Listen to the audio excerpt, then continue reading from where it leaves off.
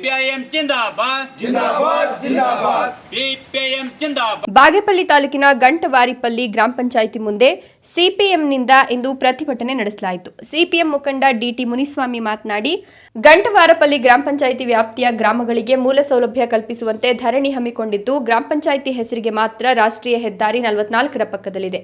ಆದರೆ ಯಾವುದೇ ಸೌಲಭ್ಯಗಳಿಲ್ಲ. ರಾಷ್ಟ್ರೀಯ ದಾರಿ ಮುಖ್ಯ ರಸ್ತೆಯಿಂದ ಗ್ರಾಮ ಪಂಚಾಯಿತಿಗೆ ಒಳ್ಳೆಯ ರಸ್ತೆ ವ್ಯವಸ್ಥೆಯೂ ಇಲ್ಲ. ರಸ್ತೆ ಮುಂದೆ ಗ್ರಾಮ ಪಂಚಾಯಿತಿಯ ಬೋರ್ಡ್ ವ್ಯವಸ್ಥೆ ಮಾಡಿಲ್ಲ ಅಂತ ಆರೋಪಿಸಿದರು.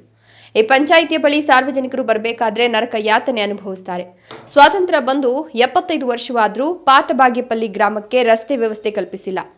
ಅಬಕವಾರಿಪಲ್ಲಿ ಗ್ರಾಮದಿಂದ ಆದಿಗಾನಹಳ್ಳಿ ಮೂಲಕ ಬಾಗೇಪಲ್ಲಿ ರಸ್ತೆಯಲ್ಲಿ ಕುಶಾವತಿ ನದಿಗೆ ಅಡ್ಡಲಾಗಿ ನಿರ್ಮಿಸಿರುವ ಸೇತುವೆ ಸಂಪೂರ್ಣವಾಗಿ ಶಿಥಿಲವಾಗಿದೆ. ಈ ಭಾಗದಲ್ಲಿ ಇತ್ತೀಚೆಗೆ ಉತ್ತಮ ಮಳೆಯಾಗ್ತಿದ್ದು ಕುಶಾವತಿ ನದಿಯು ರಭಸದಿಂದ ಹರಿತಾ ಇದೆ. ಯಾವ ಕ್ಷಣದಲ್ಲಾದರೂ ಈ ಸೇತುವೆ ಒಡೆದು ಹೋಗುವ ಪರಿಸ್ಥಿತಿಯಲ್ಲಿದೆ.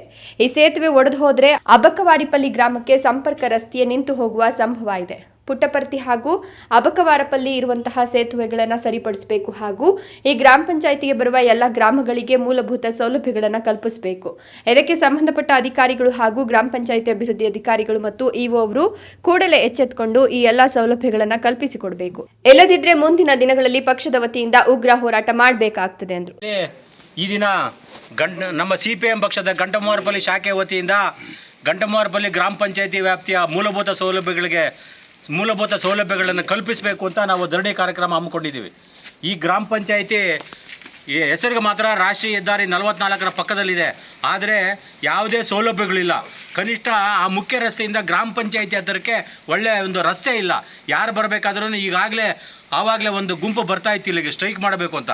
ಗ್ರಾಮ ಪಂಚಾಯಿತಿ ಯಾವುದು ಅಂತ ಅಲ್ಲಿ ಬೋರ್ಡ್ ಕೂಡ ಹಾಕಿಲ್ಲ, ಅಥವಾ ಗ್ರಾಮ ಪಂಚಾಯಿತಿ ಯಾರಿಗೂ ಅಂತ ಗೊತ್ತಾಗೋದು ಕೂಡ ಇಲ್ಲ. ಅಂದರೆ ಇಲ್ಲಿ ಯಾರು ಸಾರ್ವಜನಿಕರು ಬರಬಾರ್ದು ಅಂತೇಳಿ ಗ್ರಾಮ ಪಂಚಾಯಿತಿನ ಇಲ್ಲಿ ಮಾಡ್ಕೊಂಡಿದ್ದಾರೆ.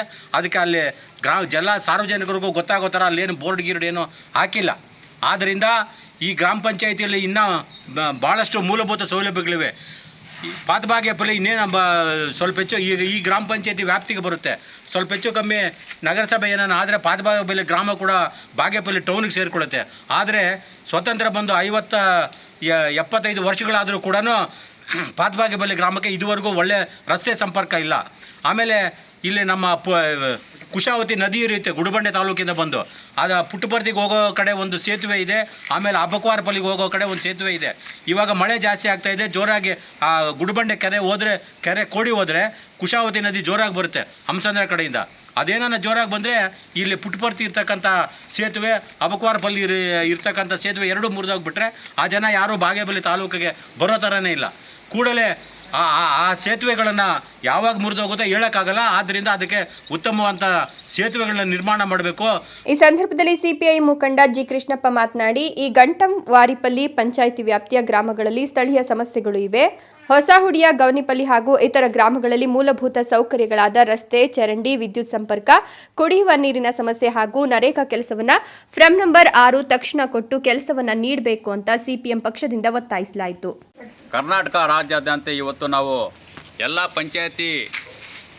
ಪಂಚಾಯತ್ ಆಫೀಸ್ಗಳಲ್ಲೇ ನಾವು ಪ್ರತಿಭಟನೆ ಹಮ್ಮಿಕೊಂಡಿದ್ದು ಬಂಧುಗಳೇ.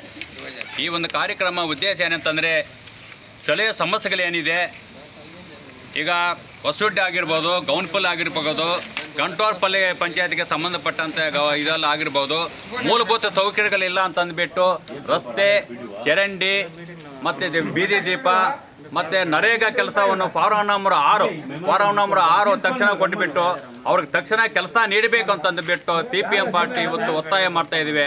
ಅದರಿಂದ ಗ್ರಾಮ ಪಂಚಾಯತಿ ಕೆಲಸಗಳಲ್ಲಿ ಇವತ್ತೆಲ್ಲ ನಾವು ಮಾಡ್ತಾ ಇದ್ದೀವಿ. ಈ ಹೋರಾಟಗಳನ್ನು ಇನ್ನೂ ಮುಂದುವರಿತೀವಿ. ಸಾಂಕೇತಿಕವಾಗಿ ಇವತ್ತು ನಾವು ಒಂದು ಮೆಮೊರಾಂಡವನ್ನು ಕೊಟ್ಟು ಇವರಿಗೆ ಒಂದು ಕೈ ಮಾಡ್ತಾ ಇದ್ದೀವಿ.